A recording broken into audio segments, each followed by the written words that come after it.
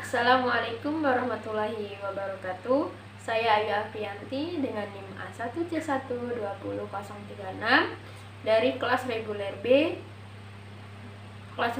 B, Prodi Pendidikan Kimia, FKIP Universitas Jambi, angkatan 2020. Baiklah, saya di sini akan menjelaskan materi tentang skala pH dan penggunaan indikator. Yang pertama yaitu saya akan menjelaskan tujuan dari percobaan tersebut. Tujuannya yaitu yang pertama, untuk membuat larutan standar asam dan basa dalam berbagai konsentrasi. Yang kedua, untuk mengukur pH larutan dengan berbagai indikator. Yang ketiga, untuk memilih indikator yang sesuai dengan pH. Yang keempat, untuk mengukur pH larutan dengan menggunakan pH meter. Baiklah, yang selanjutnya saya akan menjelaskan tentang landasan teori, di mana asam adalah senyawa yang mempunyai rasa asam dan memerahkan lakmus biru. Basa adalah senyawa yang mempunyai rasa pahit dan membirukan lakmus merah. Dalam larutan air, asam menghasilkan H+ dan basa menghasilkan OH-. Indikator asam basah merupakan senyawa yang warnanya dalam larutan asam maupun basah berbeda.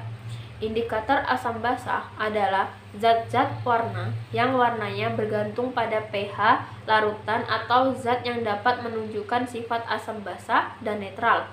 Teori asam basah dibagi menjadi 3 teori, yaitu teori asam basah Arrhenius, teori basah Broken-Low, dan asam basah Lewis. Baiklah, selanjutnya saya akan menjelaskan alat dan bahan yang akan digunakan dalam percobaan kali ini. Yang pertama yaitu alat.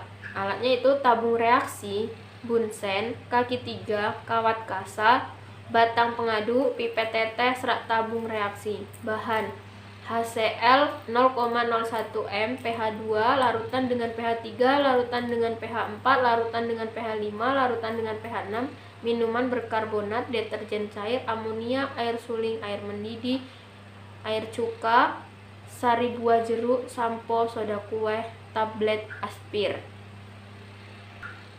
Baiklah, yang selanjutnya saya akan menjelaskan tentang prosedur kerja pada percobaan kali ini.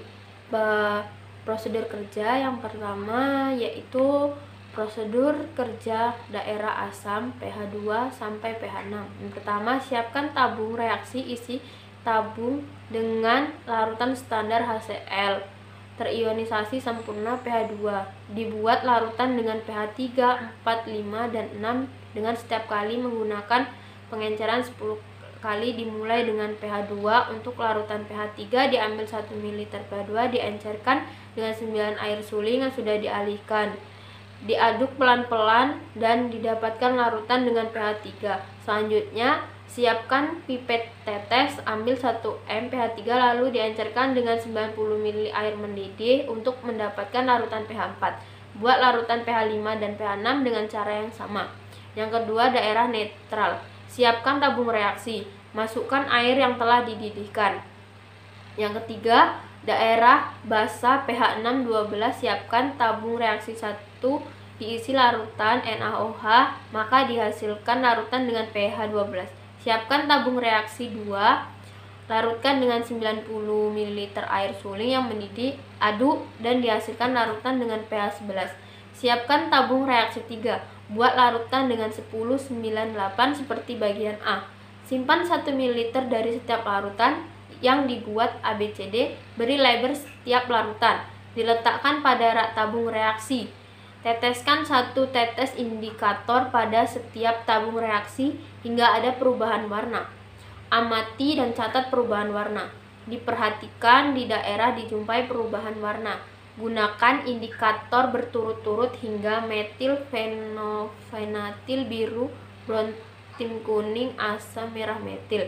Penentuan pH berbagai zat. Siapkan 5 tabung reaksi pada pipet sekitar 20 ml dari setiap larutan. zat cuka, sari buah jeruk, minuman berkarbonat, sampo, deterjen cair, tablet aspir. Dimasukkan pada masing-masing tabung. Diteteskan 2 tetes indikator yang telah disiapkan pada masing-masing tabung. Dibandingkan warnanya dengan larutan standar. Tentukan pH dari setiap larutan. Yang kelima, penentuan pH dengan menggunakan pH meter.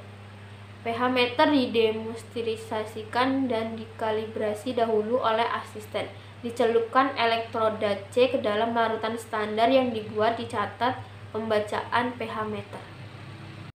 Baiklah, sekian penjelasan dari saya. Itulah yang dapat saya sampaikan. Saya akhiri. Wassalamualaikum warahmatullahi wabarakatuh.